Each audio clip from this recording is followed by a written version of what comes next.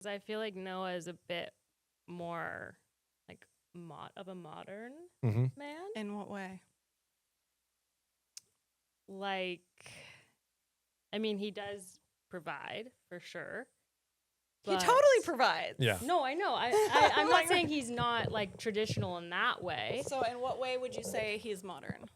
He doesn't open the door for you? He does if I want him to. I mean, I think his views on marriage are different than yours. Mm-hmm.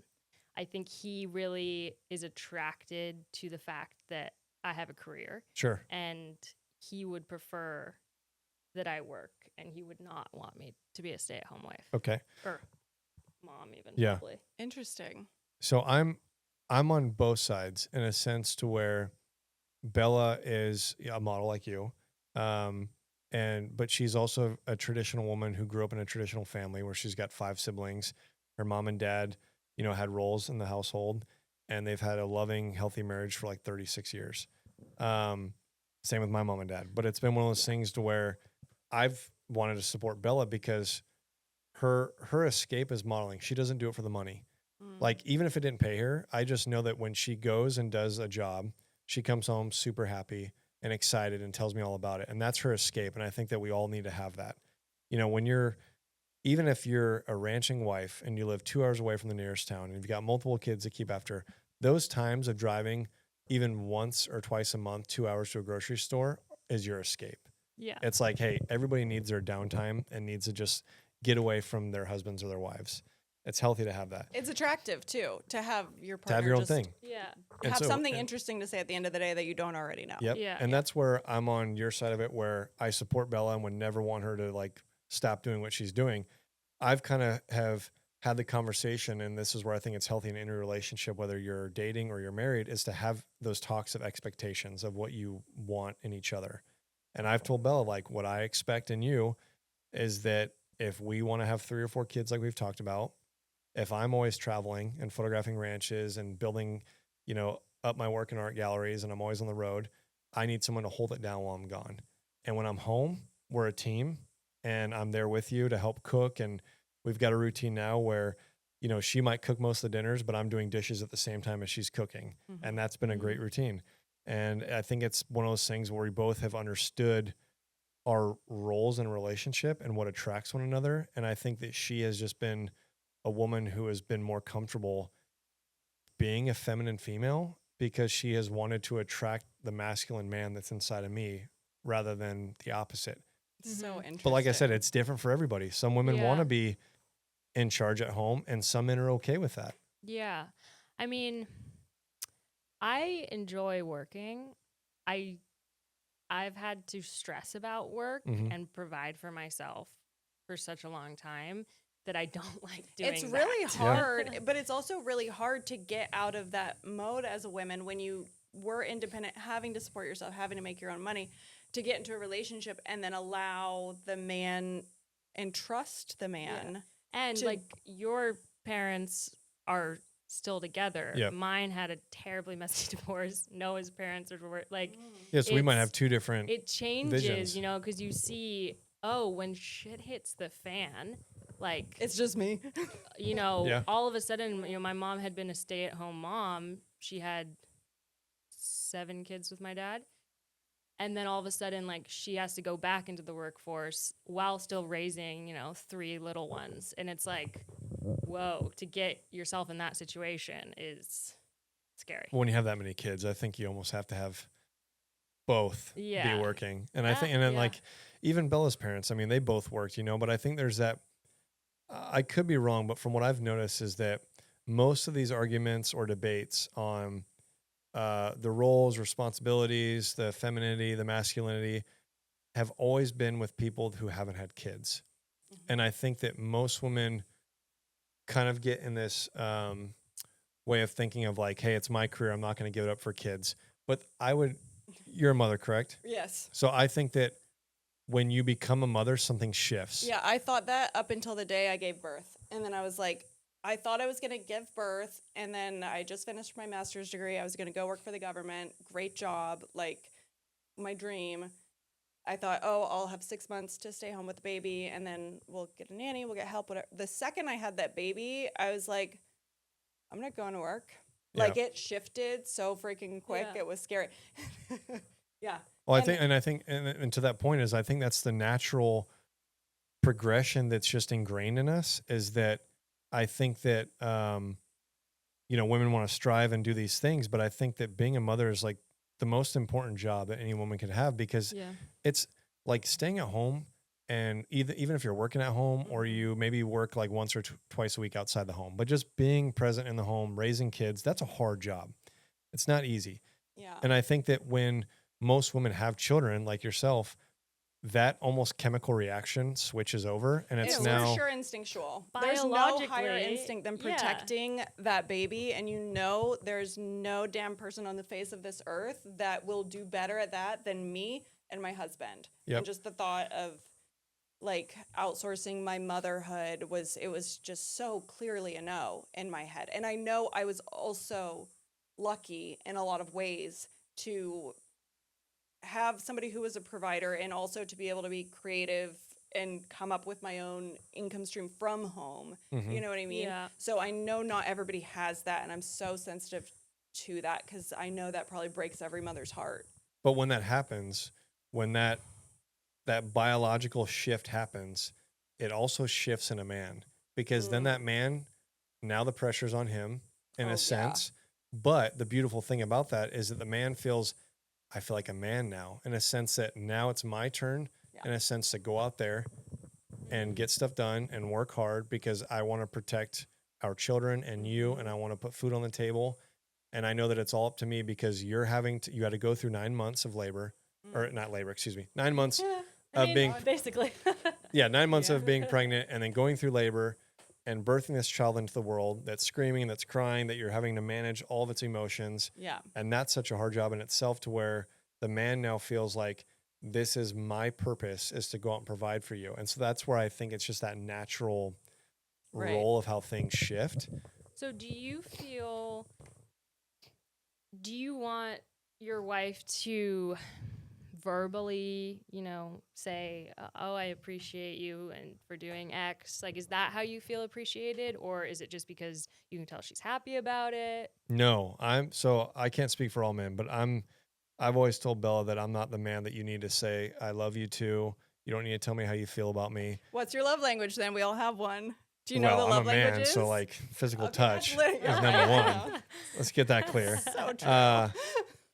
I don't know. I mean, I guess if we're going on, I don't know if I know all of them, but I would say like number 2 would probably be just quality time. Now that I'm kind of like getting older, and it's like I have to travel so much for work, I don't need her to tell me how she feels about me.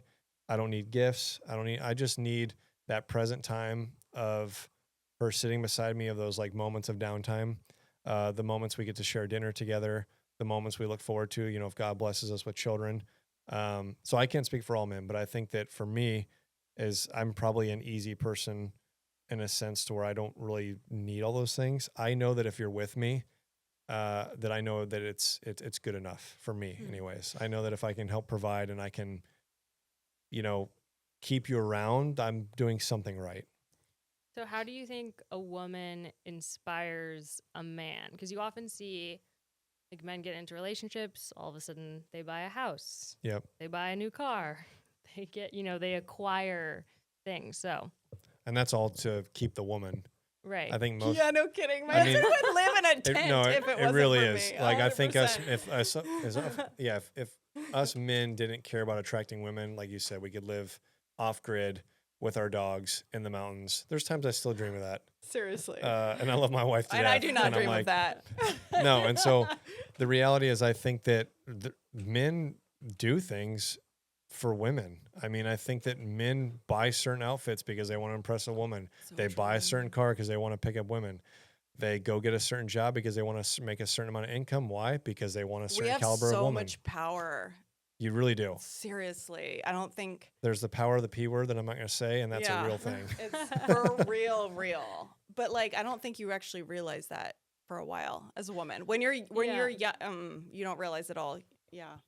Do you feel like Men need to chase women. That's the Oh, natural that's progression so of true things. also. And the longer it's like the Sorry to cut longer you they off on your chase, the more mid-thought. value they put on you, which is another thing because we've talked about like sex and like just like with feminism and being like you should have sex with whoever you want, have as many partners as you want, blah blah blah. So there's that thing. But then we talked about like the opposite side of that, which is that like first of all, what do you really benefit as a woman? That's not like that is men.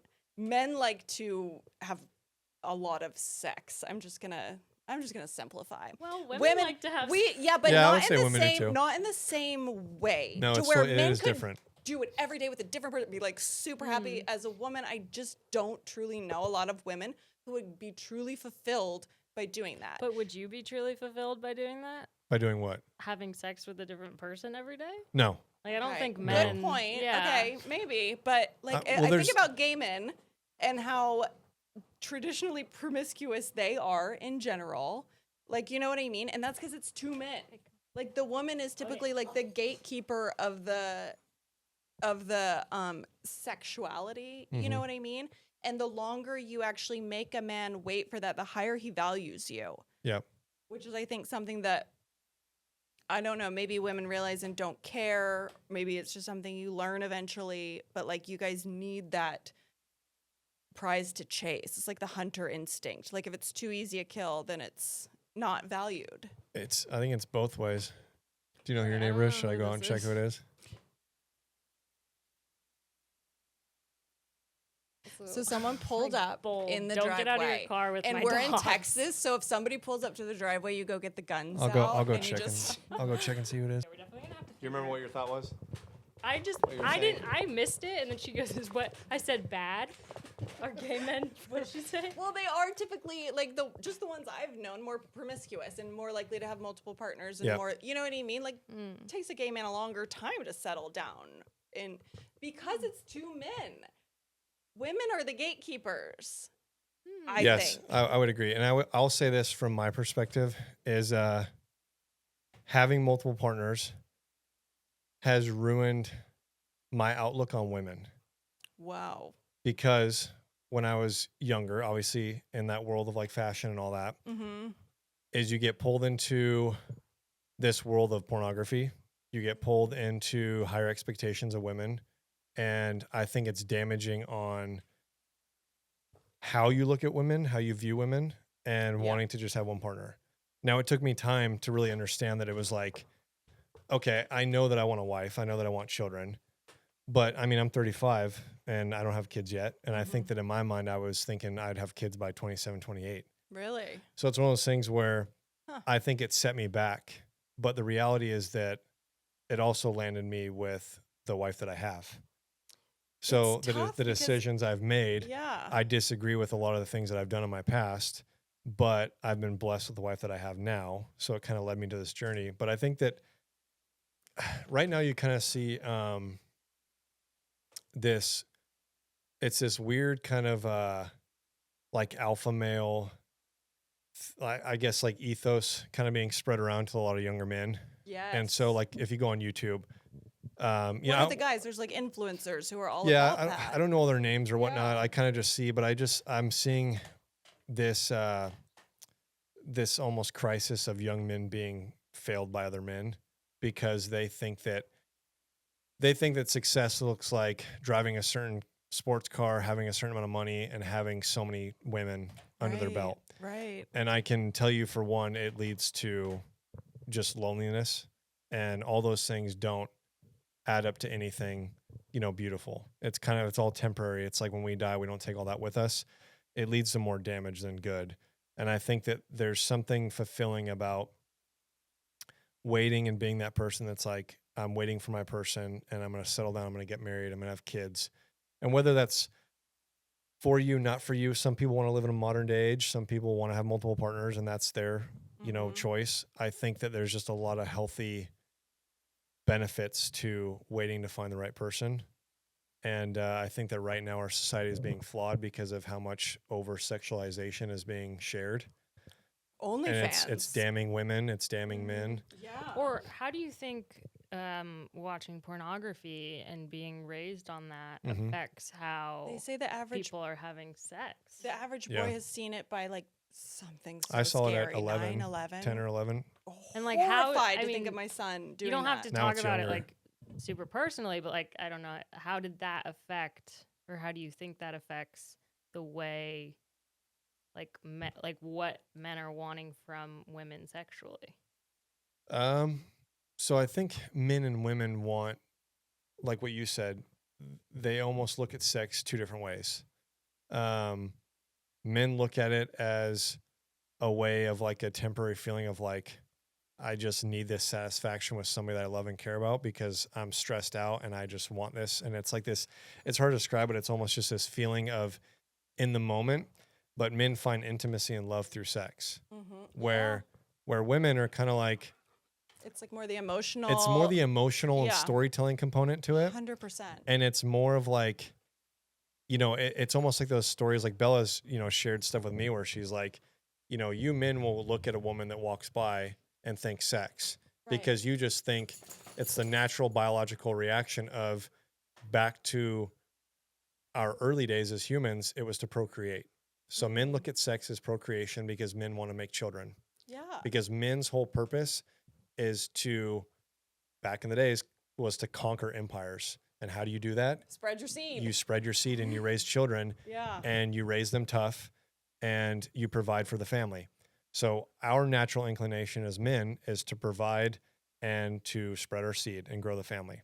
Women's is like Bella's even told me is like when they see a man walk by, they start thinking about what would that first date look like? The What future. would a relationship look like with that man? What would our house kind of look like? boyfriend would What he be? Yeah. So you guys get more on a deeper emotional level where men are like, well, I just need that 10 minutes Right. and that's it. Yeah. So it's this weird kind of just different way of thinking. And I think that we as a society start thinking that it's the same, and that's where we run into issues. There are true biological differences. Yes. Men are not women, women are not men. And it's like beautiful if you allow it to be. You know what I mean? Because we complement each other. We're opposites, which we fill in the voids that the other lacks, balance each other. But yeah, there's definitely everything's gotten a little skewed to where we question everything. You know what I mean? Like up is down, down is up. Like there's a lot of information coming at you in every capacity about you should do it. You could talk about it in like what you should be eating, what kind of diet you should be on, whatever. Like there's a lot of information out there. I think we're all lost. I think there's so much coming at us that we are ultimately, and I've said this recently, is that we all want to feel connection. We all want to feel loved and welcomed. And I think that when we have so many different ideologies and so many different things coming at us at once, that we don't know how to just like focus on one thing.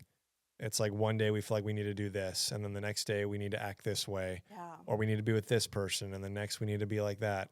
And it's like we're just having this big identity crisis as we're trying to just like live this life that we're all involved in. And I think that life is not simple, but I think that we oversimplify it.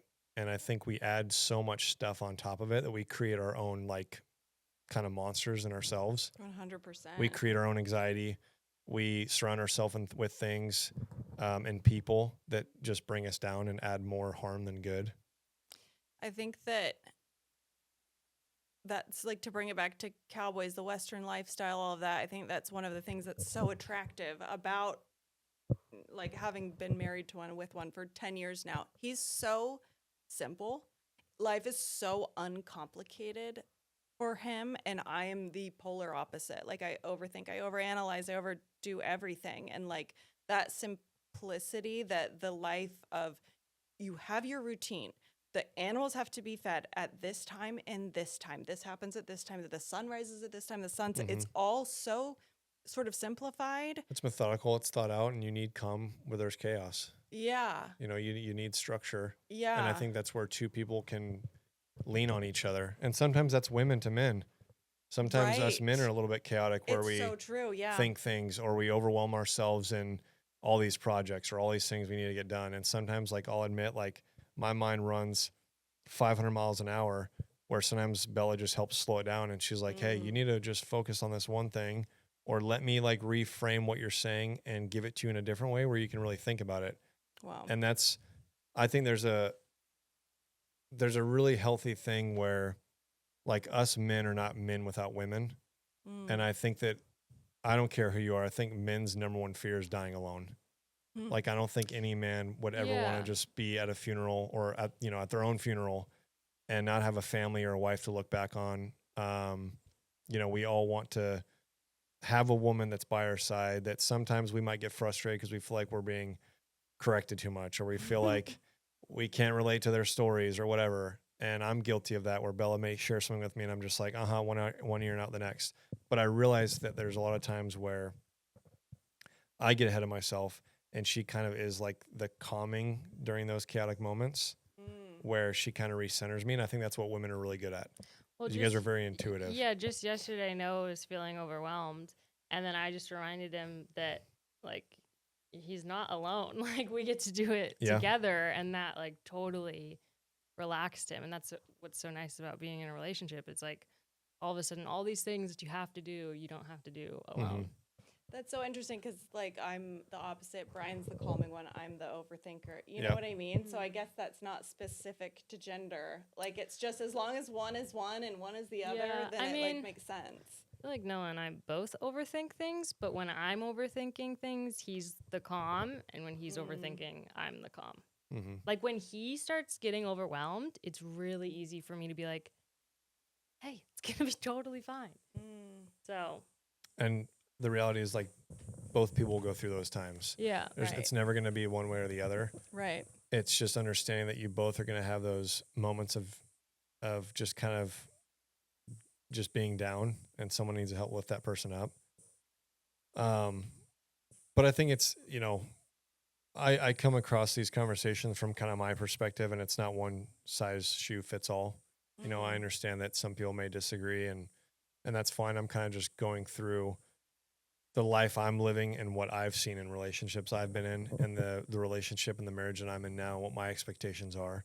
And I think that my wife are very much in line with what we expect from one another. And we kind of hang around the same mentality people that also agree. And I think that's just what comes down to is who's your community and and that's the beautiful thing of being a human, is we don't all need to agree on the lifestyle we want to live or who's in charge or whatnot. I think that that's where things get complicated, is we expect everybody to fit inside this one box. And I'm kind of just living in a box with Bella and I and what's working for us.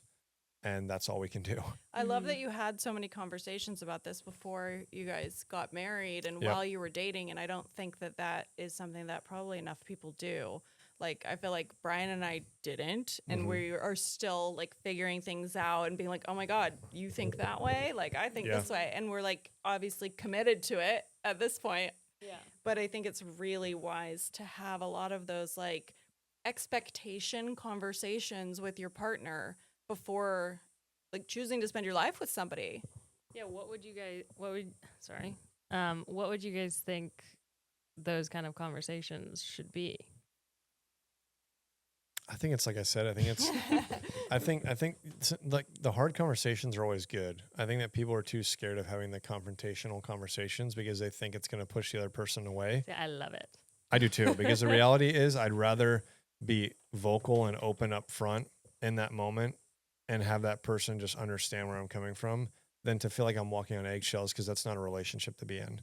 Yeah. I feel totally comfortable with sometimes bringing heavy stuff to Bella that may hurt her, that may offend her, but I need to be real and say things that are just honest. And I think she understands where I'm coming from, but appreciates the honesty rather than me like kind of skirting around it.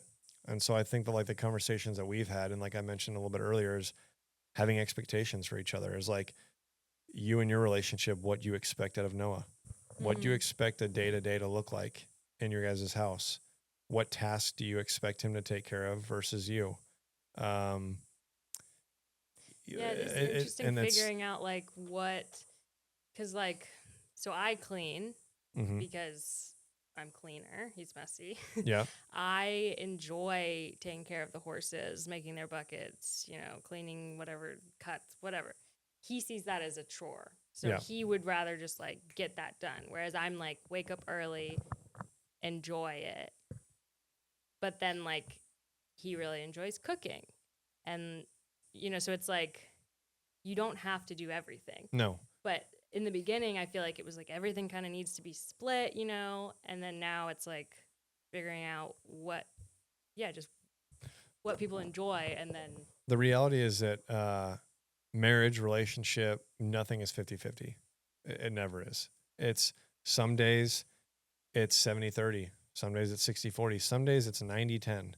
I think it's realizing that asking those questions to each other and understanding and being truthful and what the expectations look like for each other, but understanding that you guys are going to have off days, understanding that maybe there's things that Noah doesn't like to do.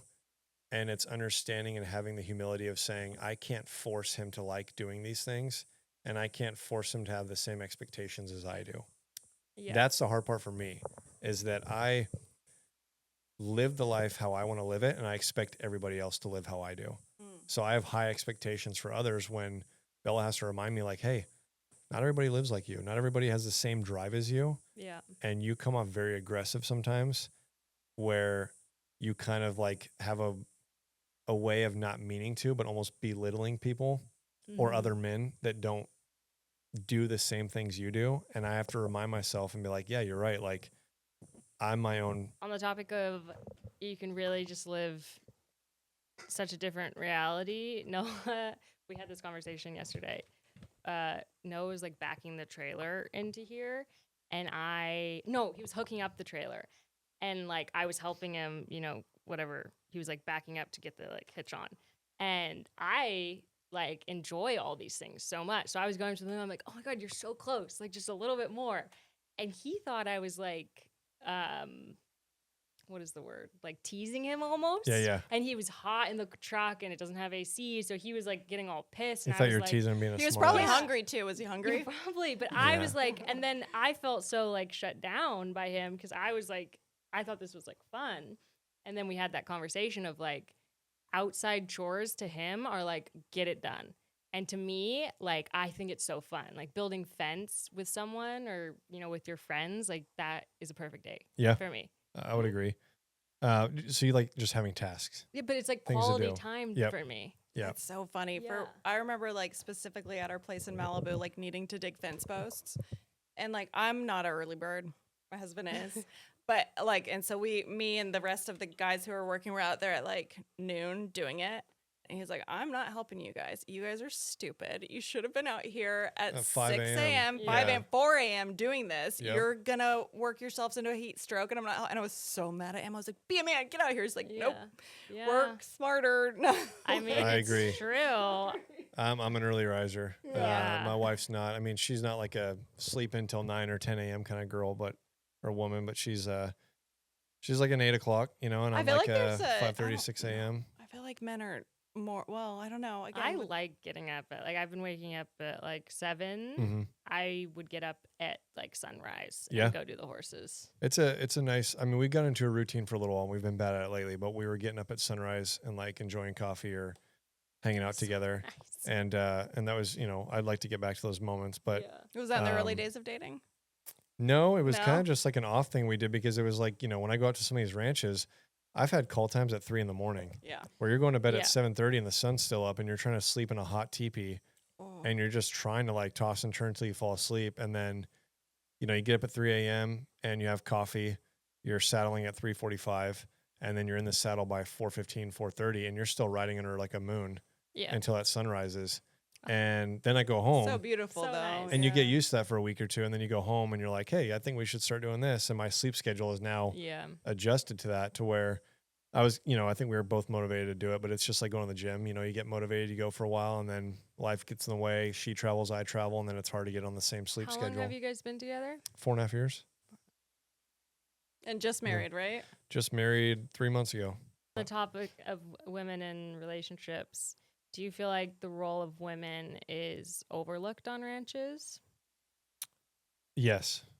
And I've seen that kind of firsthand because of all the responsibilities that women have to maintain. I think a lot of us see the cowboys are out working, livestock, branding, whatever. But the reality is that on the ranches, the women are the ones that are, driving those hours to go to a grocery store and buy food for the family. Yeah, I feel like there's a lot of Raising the next visible- generation of cowboys. Raising the Yeah, and kids, visible work. cleaning the house. But also, I know a lot of women that manage the bookkeeping of a ranch. So the back end of running that ranch, there's a lot of women that are at home doing all the paperwork, filing for licenses, for taxes. They're doing all that because the men don't have time to do it. So it's That's all what like I did on our place. I hate it. all the but mundane stuff that like none of us want to do. Yeah. The women are kind of forced to do it and become almost like the attorneys or bookkeepers of Yeah. that family ranch. And so I think there's a lot of they keep the business undermined. end of it running, I think, Yep. sometimes. And sometimes like the social media aspect or Yeah. something. Well, and a lot of these places I go to don't even have social media, but they're some of the biggest ranches in the country. Okay, wait, let's talk about how I heard you speaking to this on a different podcast about the Taylor Sheridan effect and how some ranches might embrace it more than others. Why do you think that is? I think it's based on like two different lifestyles in a sense, and I think they all share the cowboy spirit. And the great thing is that we can all attest to is that Taylor and I have worked together in some capacity, whether it's been me printing an artwork, him signing it, we auction off for charity, him allowing me to come out to the Sixes and photograph the cowboys there, and then my work being shown on Landman and like different film sets that he's done. But the reality is that whether there's the love or hate for what Yellowstone or the shows that he's created has done, the reality is that like beef is at an all-time high and horses are at an all-time high. Yes, they are. So I there's a can lot of attest to great that. things that have happened where ranchers can't deny it, that it has helped their well-being. And the reality is that as much as I think it's like that small town effect, is like when you grow up in a small town, you appreciate it, and the second city people start moving in, you start hating on them.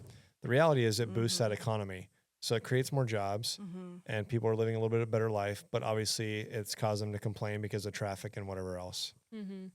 I think the reality is that there's still ranches that are very traditional that don't really care about social media. They don't care about having their name out there. They don't want to have the spotlight per se. They just want to cowboy. And so I think that that's maybe the divide that I've seen. But the reality is that I think all the ranches will agree that they can sell their horses for more and they can make more money off of beef right now. Some ranches can monetize and market their name out there. They can kind of sell items or goods that people are going to want to support, if it's like a 4 6s shirt or a hat or something like that. And some ranches don't do it because maybe it's not of importance. Maybe their importance is just selling cattle and they kind of stay pretty private. I think that's just the difference. Do you think there's any benefit though to like having your name out there? Do you think it commands higher prices or like? I think it can. I think there can be some benefits also to the reality is that, we live kind of in this time right now where like the Western ethos is so popular that kind of everybody wants to be a cowboy. Where the more you kind of put that out there, the more it educates people that, hey, this ranch is real. It exists. There's people working like way outside the blacktop behind, beyond the barbed wire that are out there working day in and day out to provide and feed America. It helps educate people on how many of those ranches there are by the more names that become known to society. But I can understand the other side of it though, too, to where people want to live that simple lifestyle, that private lifestyle, and be away from all that. They don't want to draw the attention to it. And so there's that kind of divide on what's acceptable, what's not, what ranches want publicity, which ones don't. They're all kind of their own entity. Right. But they all share a common goal and mission. They're all cowboys. They're all kind of working under the same umbrella as to feed the nation, Right. provide for their families, live a traditional lifestyle, and do traditional work. Yeah, they really do feed a nation. It's also It's not really up to crazy. the cowboys too. Like some of the ranch owners are not the people that are working there. It's like some ranch owners are basketball franchise owners that like some people are like owners that are billionaires that live in Greenwich, Connecticut that own a massive ranch, and it's only cowboys and a manager that lives on that ranch. Like there's a lot of things that people, just don't understand, that there's owners of these, because I mean, these ranches that I work on are like 150,000 acres and up. Some of these I work on are 1 million acres. That's wild. It's like, who What do you is think is that? going to own Is that like that? the size of a state almost? Like size of a small state? I mean, some of them are probably, I'm pretty bad with like the size of Rhode Island in my head right now, but At I'm least like, as big as Rhode Island. or Rhode half, Island's or half. tiny. Yeah. but like massive plots of land that it's like, who do you think owns that? Like Cowboys don't own that. Yeah. There has to be one owner that owns that. But that owner might have maybe a traditional mentality that's like, yeah, I made my money in X, but I believe in agriculture and ranching, so I bought this property. And other cases, maybe I bought it because it's a huge tax write-off and I Yeah. get tax exempts from agriculture and ranching. Yeah. You never really know.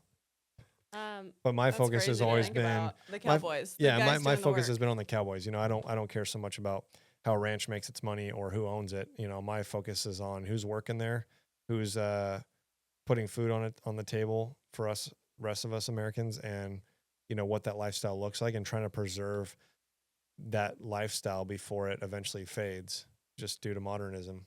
But how could it fade though? We're always going to need beef, right? That's the job that I'm going to say with all the AI and technology, that's a job that can't be. There's job security. I'll We say. hope not, but you do see that like ranches are becoming modernized. You know, some ranches are not doing as much on horseback anymore. They're Right. using dirt bikes and ATVs and yeah. helicopters, and so that's what I mean. Is like when things become more modernized and you need less manpower People, behind a right. horse, Mm-hmm. things are changing, and it's happening now. But I agree that I think that there's always going to be those traditional roles and those traditional jobs that we need. And like right now, I know with AI and with technology, I think I heard like one of the best positions you could be as a plumber. If you Sure. could be blue collar and be an electrician, be a plumber, where it's basically economic proof. Right. So like in Lo- case of yeah. in case of like COVID or anything like that, you still need plumbers, you still need electricians.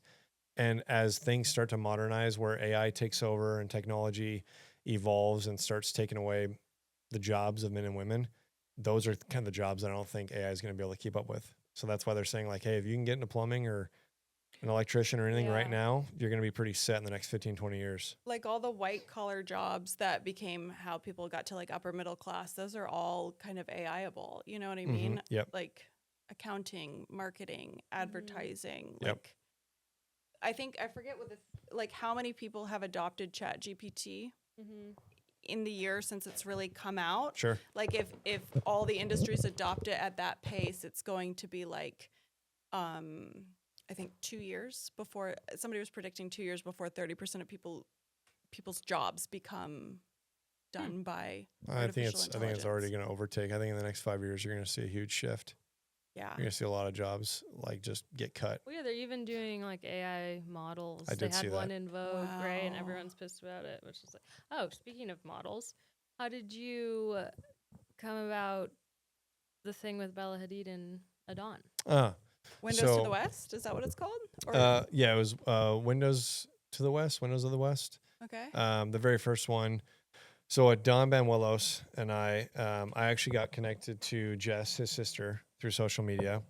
We started following each other, and then I started following Adon's account, which was AB Performance Horses. And then when I reached out to her, I was looking at maybe photographing some of the more cutting industry and getting more involved, because my love has always been, for horses. Mm. So even though I photograph cowboys most of the time, there's still times where I'm down in Wellington, Florida, photographing show jumping and polo. Cool in its own right, man. Still Yeah. cool. So And like, cool. The horses as the athletes are.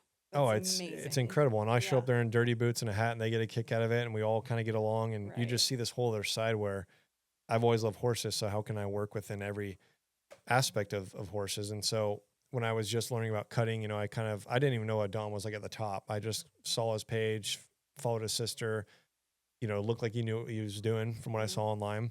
And so I connected with them, and they agreed to have me come out to their ranch and photograph him.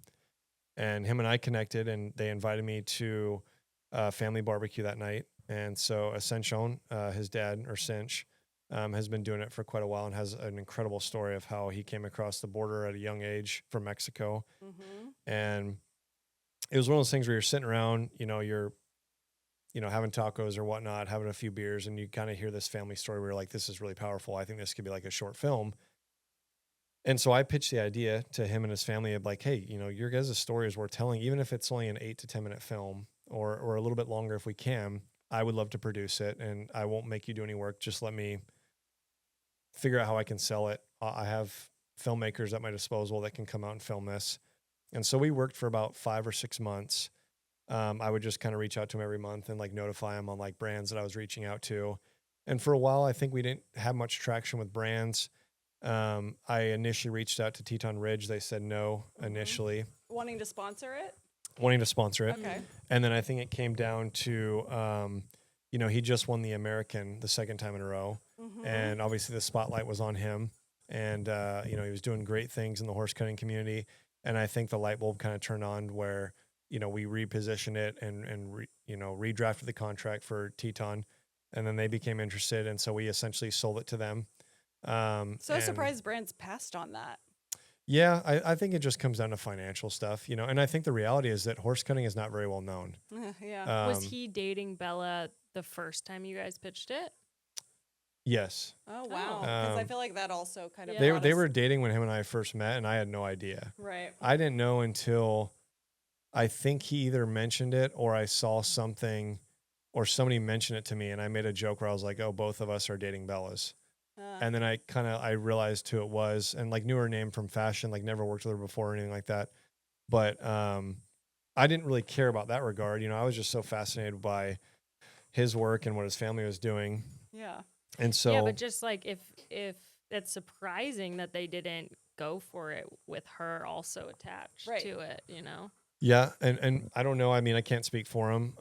Maybe that was the second thing, but I think they knew that the whole story was going to be focused on Adon. Right. We brought Bella into it because she was kind enough to help out every day to where when we went out to the ranch, I met her the first day and she kind of came up and, just gave me a hug and was like, hi, nice to meet you.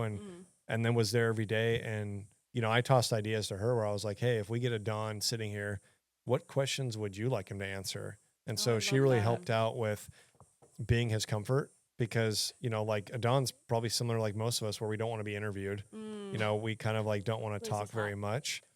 And so it was one of those things where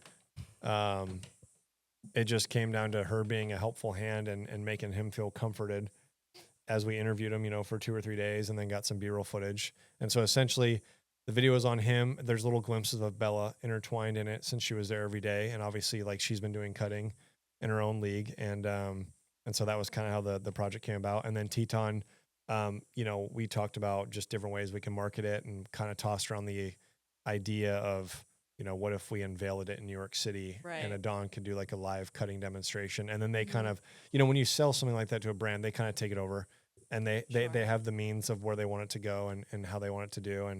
And so my role was just kind of producing the idea and then letting them kind of take it and do what they want with it. And it was a fun project.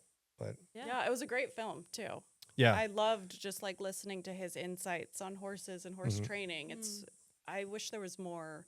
I wish there were more projects like that where you really get into the mindset of a lot of these top performing, like competitive cowboys. It's very interesting. And when we had, I think between, we had Belton, Nick, and Kevin, like 3 guys that are probably tagged in that video or credited at the end that came together and helped it, and those were the guys that I knew that I wanted to hire to film it and put it together. They did a great job of directing it and all that.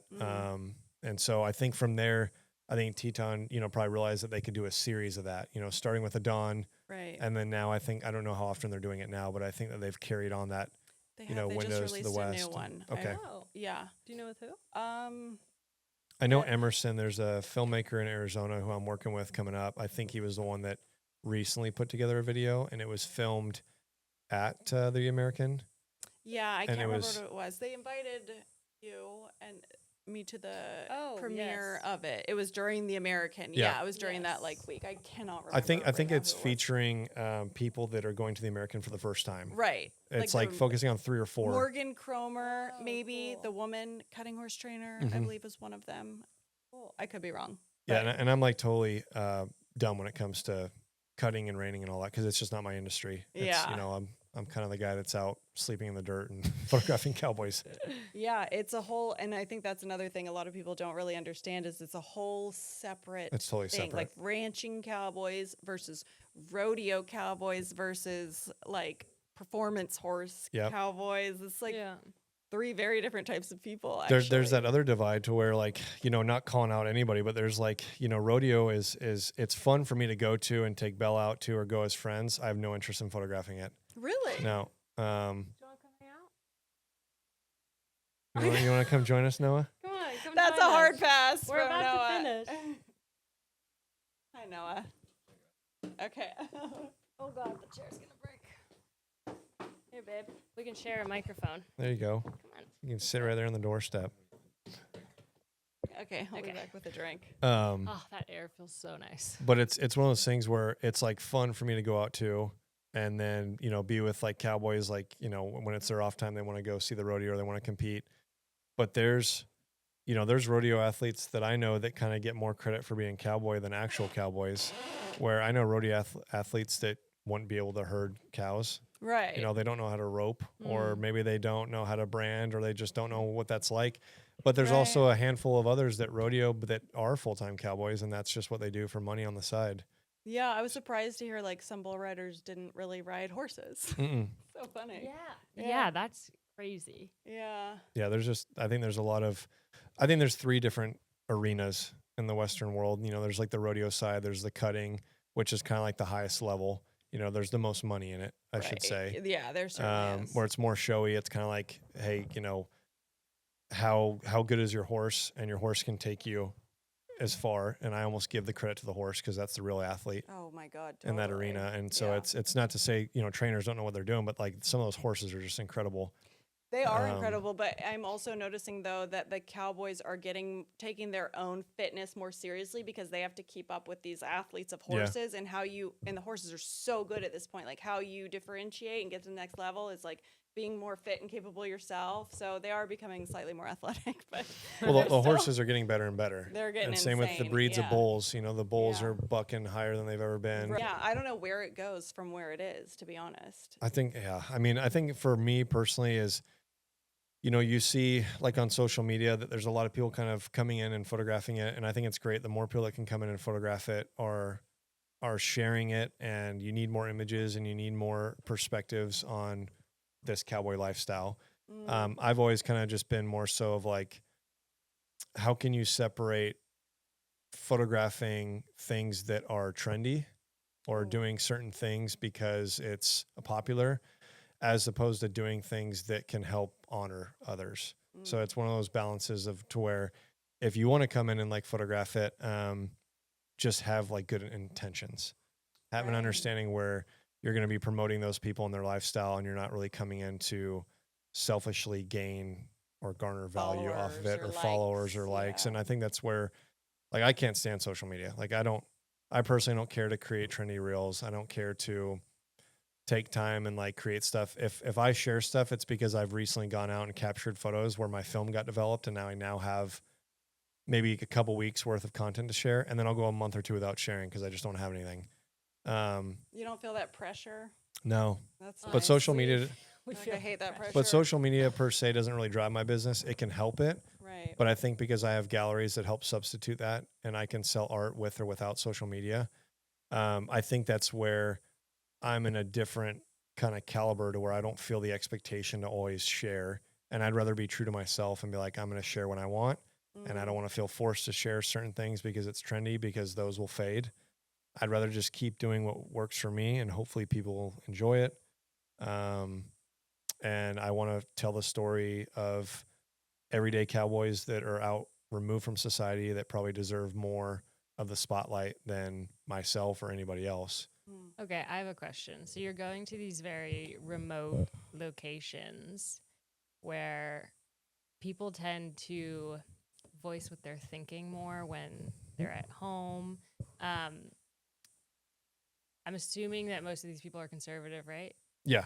Do you ever hear like some really not PC out of pocket stuff? No. Really? No, funny enough. Huh. So, and I think that the reality is,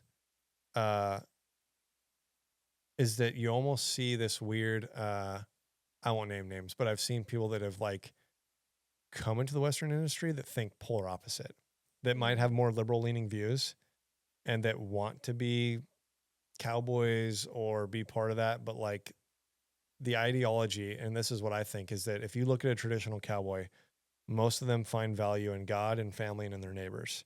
So that is kind of put into the bucket of being conservative per se in this day and age. But I haven't really met any cowboys or families or people that I've like talked to that have like said things that were like extreme. We've heard.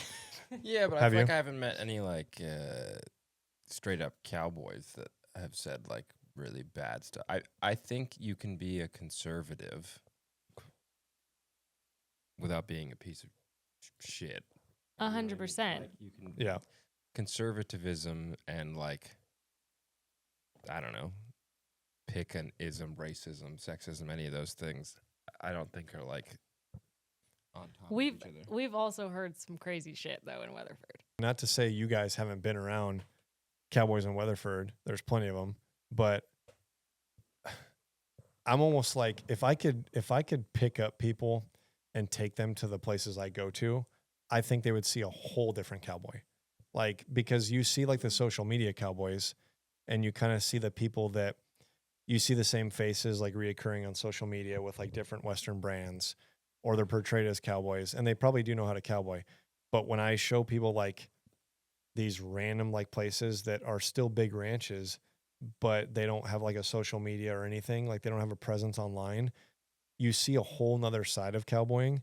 And I think that the reason why I haven't really heard people like say out of pocket things or is because they were raised to kind of have respect for everybody, even if they disagree, even if they grew up with conservative values or they're religious or whatnot. They've tried to be like, well, I'm not going to focus on that. Like that's outside of my attention span. Like I don't care. My focus is here. Yeah, And I think I'm it's just more trying- like it- not caring. It's like not. They just keep to themselves. Yeah. Yeah. And so I think that when you have people that are more closer to Chronically a online. city online, No, I know. If Yeah. you're in a city, you can hear some really crazy stuff from like left leaning people that you're like, whoa, is that like okay to Right. say? yeah. Yeah, I think somebody commented. I posted something political in November on my account, and I think somebody commented the other day, like, "I hope you die." So like, just I can't even remember. It was something like along those lines. So Well, both It- sides are guilty. I mean, I've always looked at it like you 100%. can't be an extremist. You can't be far right. You can't be far left. I mean, you have to have some degree of understanding of just being a normal human being. And like I try and treat it like I try and have a conversation with everybody, no matter their background. And hopefully I'm going to find some way to relate to them in some aspect or just to be human and have that understanding that it's okay to disagree. It doesn't have to turn into like this like bloodbath. And I'm not out to get you and you're not out to get me. But I think that things have just become so oversensitized that we're both put into like these different camps and it's just both have become echo chambers. I feel like cowboys actually specifically, like given the history of cowboying and how it was one of the first places that like African American, black guys and white guys worked together. Like when there was still when slavery was being about like way back, like it was one of the first things that where whites and blacks were working together. Also a lot of Mexicans. I feel like it's actually like sort of ingrained in the like historical cowboy culture to be accepting to different Yeah. races. Is it too hot for Noah? Or Noah's gonna pass out. No, it doesn't like the heat. Bye, Noah. Thanks for your 2 cents. Thanks for your input. Yeah, I don't know. And then there's like, I don't know. I've also heard there's a lot of gay cowboys, but it's always kept on the DL. I don't know. I've never come across one. Really? Not that I know of. No. So Brokeback Mountain is just not. No, not that I know of. They're out there. They might be, but They I think are. I wonder. most that I know are married or have families. So true. Yeah. Hey, lavender marriage. Oh, that would suck. I mean, maybe both partners. In this day I and don't age, know. just be what you are. Oh my gosh, wait, did you watch Hunting Wives? A little bit of it. Have you seen that? No, I don't watch much TV. Oh my gosh. Well, it just popped up on Netflix. It's supposed to be set in Texas. I think they shot most of it in North Carolina. It's very funny though. Like it's like Texas like socialites kind of. Yeah, like- I watched part of the first episode because Yeah. you told me to. yeah. It looks really cheesy. Yeah, but it was actually good. It's But- also a lesbian love story, kind of, but Oh, also a spoiler murder. alert. It happens very quickly. Right. It's basically like showing the crazy underside of like the Texas? main guy who's like running for governor. They have like an open relationship, and like it's just like it's interesting. Conservative people aren't always as conservative behind closed doors. I Yeah, think- basically that. I yeah. mean, maybe if it falls into the same camp, I think money changes a lot of people, and you just get into some weird, dark things. The more money you acquire, that could Where be do you it. live? South Carolina. So I spend time between Texas and South Carolina. Okay, but your home is South Carolina. Yep. How'd you pick that? So during COVID, I moved to North Carolina to be close to my childhood best friend, and then I met Bella in South Carolina. And that's where she's from. Yep. And she was born there, but technically she grew up in Pennsylvania. Okay. And then she moved back down there after because she modeled in New York, and then she modeled in Milan, Italy, and then she went to Miami for a few months, hated it there, and then went to the Carolinas, and then found a good agency. So she's been there for like 6 years. And so we met down there, and then we were driving 4 hours every weekend to see each other, and then I moved down to South Carolina. You guys gonna set up house there? Is that No, where we're do you wanna thinking Tennessee. Yeah. Yeah, we were okay. thinking Texas. What part of Tennessee? We're looking an hour south of Nashville, almost Alabama Nice, border. Nice. So we're kind of looking out there in the countryside where It's beautiful. There's it's not a lot of modeling in Tennessee. no, and I think that like she'll still travel for some of her work. We were leaning on Texas, but one, it's just the weather is always so hot all year round. It's not good for like agriculture, like growing gardens and having animals and all that. Besides, if you're going to be working cows and have horses, we were looking at like East Texas, like Yeah, East Tyler. Texas. Oh, I love Tyler. We were looking at Tyler, so we're still considering it. But we've been just looking at small towns in Tennessee that are like 900 people, That's very where we can small. have like rolling green hills. You get 4 seasons, a little bit better for animals and just cultivating crops and whatnot. But we're still trying to figure out. But that's kind of where our heart's been. Has been more Well, in Tennessee. Texas, you can ride all year long. It's true. Yeah, true. You can do that anywhere if you don't mind the cold. Yeah. Yeah, and the reality is that like we probably will have horses, but like I want to have horses that I can work cows with. I don't necessarily want to have like just grazing horses, kind of like what the Carolinas have right now. I want a horse that has a purpose or it has drive and has a job to do. They're happiest like that, I think, Yep. honestly. And I think for me is it's like I'd rather, just be doing what I do as a photographer and still have that lifestyle a little bit at home where I can raise my kids around it and take them out to ranches with me when I go take photos Oh, that'll be fun. and just have them be around it. And so, I don't even know if we go to Tennessee, it probably won't be a forever home, but it'll be, at least 10 years where we can maybe start to raise a family and own a house and have a little homestead. And kind of just, get back to our roots a little bit. Nice. But Sounds lovely. Yeah. yeah. On that note, Ooh. we covered a lot. That was fun. Yeah. Yeah. Thanks. I fear we covered a lot. Yeah. No. Thank you so Thanks much for coming Yeah. out here. No, I appreciate talking. I mean, it's totally outside of the normal conversations of like my art or photos and kind of just getting more real. And Yeah, that's what we like to do. Kind of find topics that listeners would be thinking about or wondering about, and then, bringing on interesting people, but then just having like normal conversations with them. yeah, absolutely. I appreciate you guys having me on. What's your next project you're excited to do? I mean, right now I'm just continuing to, create art for all the galleries. And then I've been working on a book for about 8 years that we're pitching to different publishers. We're hoping to release it next year, Like at the an end of art next book. year. Yes, it'll be a coffee table book Love it. featuring all the ranches that I've photographed over the past 8 years. I bet that'll amazing. be amazing. It's So- so nice to have. I mean, you do prints, but it really is so nice to have like a a book. book. I agree. And that's kind of, my thoughts is to have a big coffee table book that has the most ranches ever documented under one cover, tells their story, but through my eyes, and kind of like what it was like working on those ranches and photographing those cowboys, men, women, all different backgrounds. I've got, cowboys from Florida to Paniolo cowboys in Hawaii. Like just, it'll be Sick. pretty diverse and really Wow. unique. And so I'm hoping to finish that by next branding season. So next spring, May, June, July, and then hopefully we can publish it by, next October, November. Oh, well, awesome. Looking forward to that. Yeah. Yeah. So that's about it, Beau. I will But be that's just buying one. Yeah, for Yeah. real. I need a beautiful coffee table Yeah. mug. Yeah. All right. Toodles. Till next time. yeah. Thank Bye, you. guys.